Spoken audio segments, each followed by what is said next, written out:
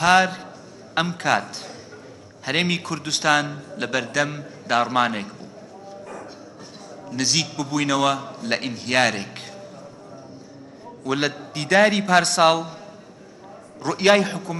حکومەتی ئێوەم پێشکەش کرد، ڕوئیای حکومەتی هەرێمی کوردستانم پێشکەش کرد بۆ چۆنیەتی ڕوبەڕووبوونەوەی قەیرانەکان و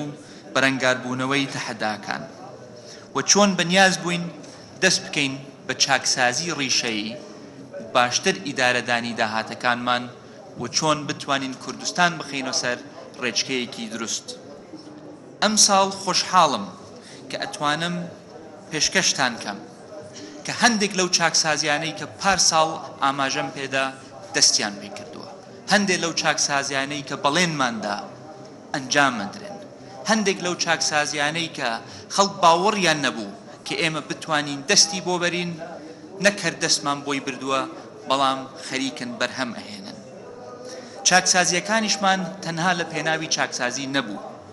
لە پێناوی بەدیهێنانی گەشەپێدانی ئابوووریەکی ئاست پارێزراو بوو،